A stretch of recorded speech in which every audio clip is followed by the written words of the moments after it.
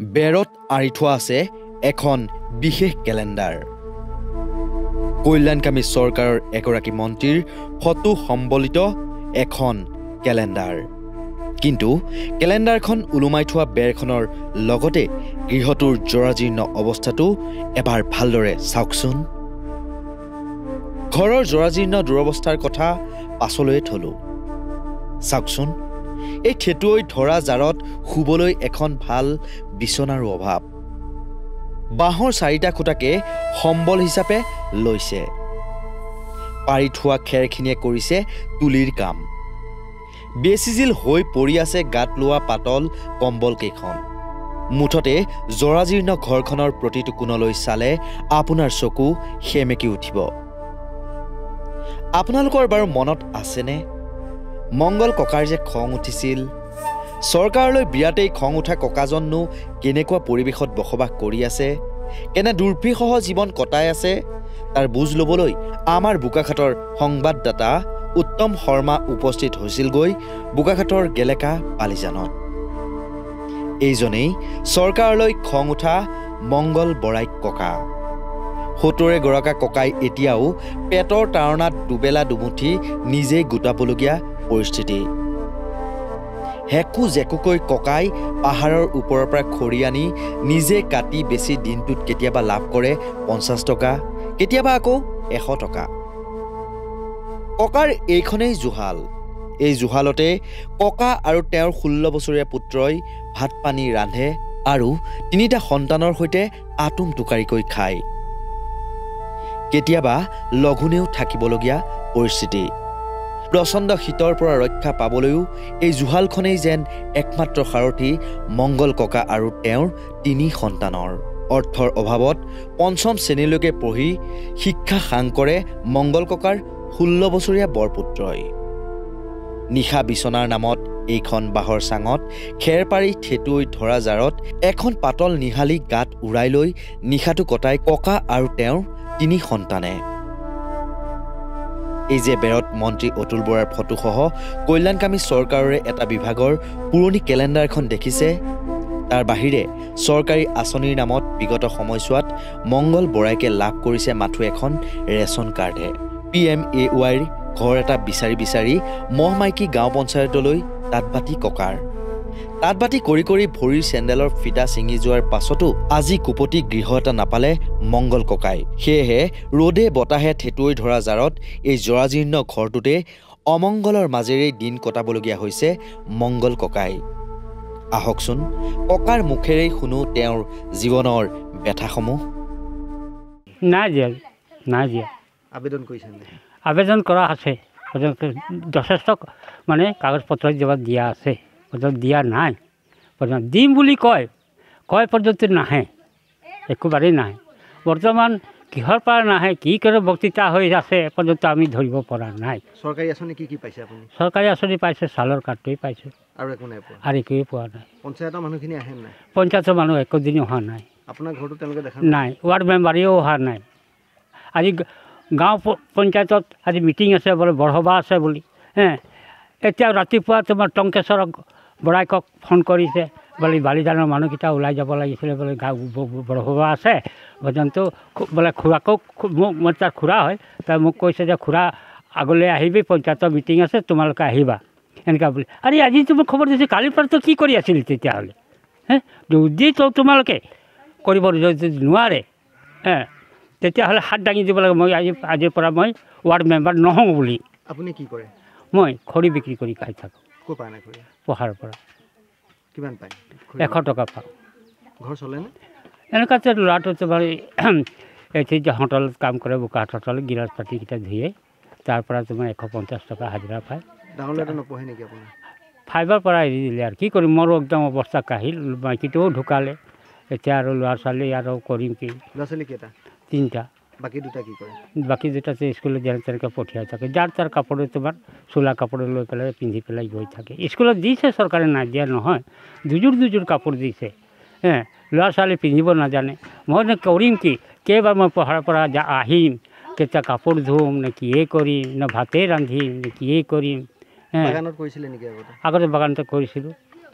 তাৰপিছত আৰু বুঢ়া হ'লোঁ তেতিয়া চিটটো আৰু তোমাৰ ভতিজা ল'ৰাক দি দিলোঁ আৰু উপায়টো নাই মোৰ সৰু সৰু ল'ৰা ছোৱালী তোমাৰতো কাম কৰিবতো নোৱাৰে বাগানতে এইটো কাৰণে ভতিজা ল'ৰাক দি দিলোঁ এতিয়া বাগানত কাম কৰিবলৈ নিদিয়ে আৰু কৈছোঁ যথেষ্ট কৈছোঁ কি কয় যে বোলে পাবি বুলি কয় পৰ্যন্ত এতিয়াৰ পৰা পোৱা নাই কেতিয়াৰ পৰা কৈ আছে পাবি বুলি অহা বছৰৰ পৰা কৈ আছে যোৱা বছৰৰ পৰা যিমান দিন নেকি আমাৰ EJP চৰকাৰ হৈ গ'ল তেতিয়াৰ পৰা আমাৰ মোদী চৰকাৰ হৈ গ'ল পৰ্যন্ত চৰকাৰে চাউলৰ চৰকাৰ দিছে চাউল বিনামূলীয়া চাউল দিছে বৰ্তমান আমি খাইছোঁ চৰকাৰ আমি দুখী দিব নোৱাৰিম আমি হেমন্ত বিশ্ব শৰ্মাকে দুখী দিব নোৱাৰিম পৰ্যন্ত আমাৰ যিকেইটা নেকি পঞ্চায়তৰ মানুহকেইটা এইকেইটাহে তোমাৰ চাব লাগে সিহঁতে টকা পইচা যথেষ্ট দিছে যথেষ্ট দিয়াৰ মতেতো তোমালোকে কোনে দুখীয়া শ্ৰেণী ঘৰ চাব লাগে ছাৰ্ভে কৰিব লাগিব এইকেইটা সিহঁতি চাবলৈ নাই সিহঁতি মনে মনে গুৰুত্ব হিচাপে থাকে কাকবাৰ দিয়ে তো পুৰাই দিয়ে কাকবাৰ নেদেখেতো নায়েই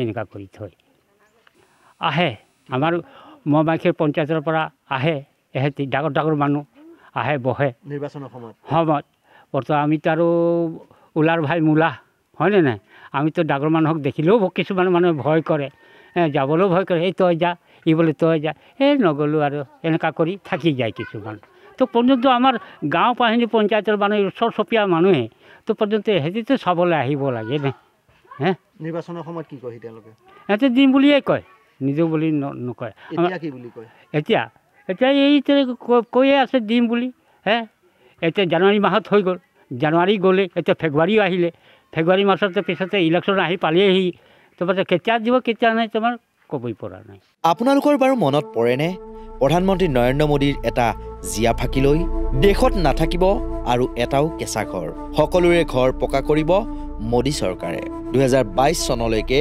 ভাৰতবৰ্ষত নোহোৱা হ'ব কেঁচা ঘৰ সকলোৰে ঘৰ পকা কৰাৰ সপোন মোদী চৰকাৰৰ और मैंने व्रत लिया है संकल्प किया है कि 2022 आजादी के 75 साल होंगे तब तक हिंदुस्तान में एक भी परिवार ऐसा नहीं होगा जिसका अपना खुद का पक्का घर नहीं होगा और कांग्रेस जैसा नहीं गरिया ने 4 दीवारें खड़ी कर दी मोदी जब प्रधानमंत्री आवास योजना करता है तो पक्का घर पक्की छत घर में नल नल में जल गैस का कनेक्शन बिजली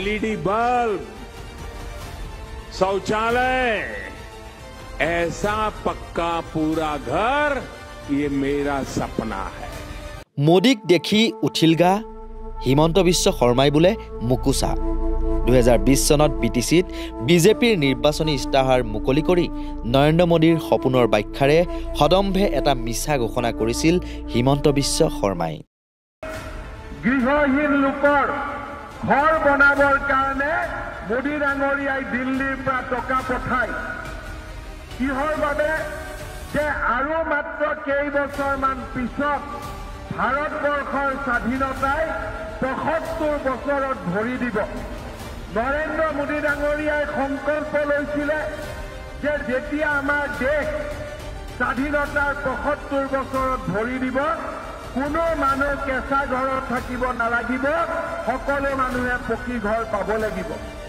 নৰেন্দ্ৰ মোদী ডাঙৰীয়াই প্ৰধানমন্ত্ৰী আৱাস যোজনা নিৰ্মাণৰ বাবে BTCত 1,67,000 কোটি টকা পঠিয়াইছিলে ঘৰ বনাবৰ কাৰণে মোক তামুলপুৰত ক'লে যে দাদা যেতিয়ালৈকে VC ডিস্ট্ৰিক্ট 20,000 25,000 টকা ঘোষ নিদিওঁ আমাৰ দুখীয়া মানুহে ঘৰ নাপায় এইটো আজি BTCত সত্য কথা আপোনালোকে ঘোষ নিদিয়াকৈ ঘৰ পায় নেকি আজাদী কা অমৃত মহোৎসৱো পাৰ হৈ গ'ল কিন্তু পূৰণ নহ'ল মোদীৰ ঐতিহাসিক সংকল্প প্ৰমাণ এই মংগল ককাৰ ঘৰটোৰ লগতে মহমাইকী গাঁও পঞ্চায়তৰ অধীনৰ প্ৰায় ১.৫ শতাধিক শ্ৰমিক পৰিয়ালে বসবাস কৰা এই কেঁচা ঘৰসমূহ গেলেকা বালিজান আৰু মুৰাবস্তি নামৰ গাঁও দুখনত আজিও দৰিদ্ৰ পৰিয়ালসমূহে লাভ কৰা নাই প্ৰধানমন্ত্ৰীৰ আৱাস যোজনাৰ ঘৰসমূহ কেৱল ঘৰেই নহয়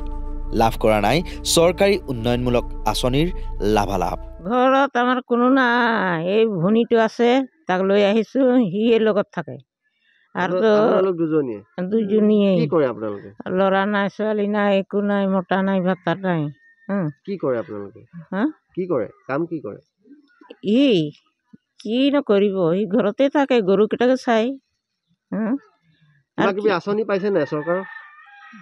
আমি একো পোৱা নাই। বিচাৰিছে নাই পঞ্চায়তত? মই গৈ চব কথাখিনি কৈ আৰু এতিয়ালৈকে একোৱেই নাই। এই লাল বাবু আছে, সিও লিখি পেলাই গৈছে। এই টংকেশ্বৰো আৰু তাতে মানে পঞ্চায়তত তাতো লিখা কৰালোঁ, তাতো নাই। কি বুলি কয় তেওঁলোকে? কি বুলি কয়?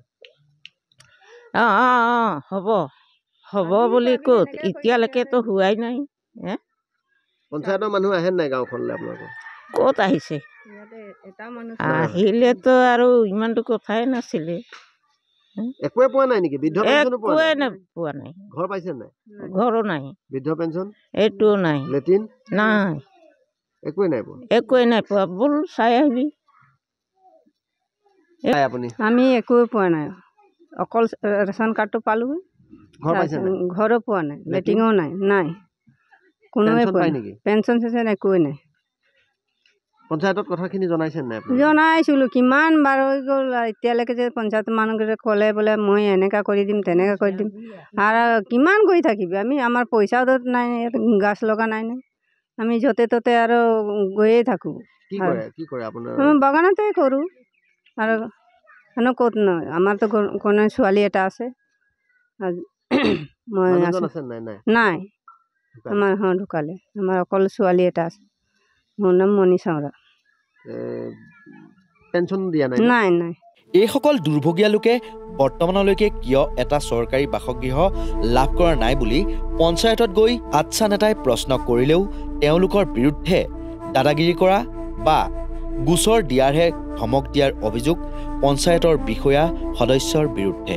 আজি মোবাইল নথকাৰ কাৰণে, পৰিয়ালবোৰৰ মোবাইল নথকাৰ কাৰণে, মানুহৰ নামটো বেলেগৰ মোবাইল নম্বৰ দিয়াৰ কাৰণে আধাৰ কাৰ্ডটো পাবলৈ সক্ষম হোৱা নাই। যাৰ কাৰণে বহুত এনেকুৱা বৃদ্ধ মানুহ আছে, যিবিলাকৰ পৰিয়ালৰ গৰাকীজন, যিজন পুৰুষ কৰোণাত মৃত্যু হৈ গৈছে। এই তেনেকুৱা পৰিয়ালো আছে যিবিলাকে অৰুণোদয় আঁচনি পোৱা নাই, PM-ৰ ঘৰ পাবলৈ সক্ষম হোৱা নাই। গতিকে জৰাজীৰ্ণ পৰিৱেশত তেওঁলোকে বসবাস কৰি আছে। আজি মংগল ককাইৰ যিটো ঘৰ দেখিলোঁ, ঘৰটো দেখি সঁচাকৈ নিজকে লজ্জা অনুভৱ কৰিছে। আজি আমি ছাত্ৰ সংগঠনত থাকি এনেকুৱা মানুহক আমি সহায় কৰিব পৰা নাই। আমি যেতিয়া পঞ্চায়ত অফিচবোৰত যাওঁ, এই এনেকুৱা দুখীয়া মানুহৰ কথাবোৰ ক'বলৈ, তেওঁলোকে আমাক কৰি দিম বুলি পেলাই, আৰু বেছিকৈ ক'বলৈ গ'লে তোমালোকে উস্তাদি কৰা, তোমালোকে দাদাগিৰি কৰা, ভুৱা আমাৰ ওপৰত থানাত গোচৰ জাপি দিয়ে। গতিকে আমাক এই টকা থকা যিবোৰ ধনী মানুহ, শিক্ষিত মানুহবোৰে এই নিৰক্ষৰ মানুহবোৰক দমন কৰিবলৈ এটা সুবিধা লৈ লৈছে। যাৰ কাৰণে তেওঁলোকে এনেকুৱা ধৰণৰ সুবিধা কৰি লৈ এই দুখীয়া মানুহবোৰক এনেকুৱা ধৰণৰ আঁচনিৰ পৰা বঞ্চিত কৰি গৈছে। গতিকে আমি চৰকাৰখনক ধিক্কাৰ জনাইছোঁ। আৰু তেওঁলোকে কৈ আছে যে এই অসমখনক অন্যান্য ৰাজ্যৰ তুলনাত 5খন ৰাজ্যৰ ভিতৰত অন্তৰ্ভুক্ত কৰিম বুলি কৈছে। এনেকুৱা ধৰণৰ যদি ছবি ওলাই আহে, তাৰপিছত আমি কেতিয়াও ক'ব নোৱাৰিম যে ভাৰতৰ এই অসমখন এখন ৰাজ্য অন্য ৰাজ্যৰ তুলনাত 5খনত অন্তৰ্ভুক্ত হ'ব। বাৰু যি কি নহওক, কৃষিমন্ত্ৰী অতুল বৰা ডাঙৰীয়া, আপোনাৰ সমষ্টিৰ নহয় জানো এইসকল দুৰ্ভগীয়া জনতা? লোকসভা নিৰ্বাচন আহি আছে নহয়, পাৰিলে এবাৰ ভুমুকি মাৰি দুৰ্ভগীয়া পৰিয়ালকেইটাৰ খবৰ লৈ একোটাকৈ PMAY বাসগৃহ লাভ কৰাত সহায় কৰি দিবচোন। যদি পাৰেহে, তেতিয়াহে কৈছোঁ দেই।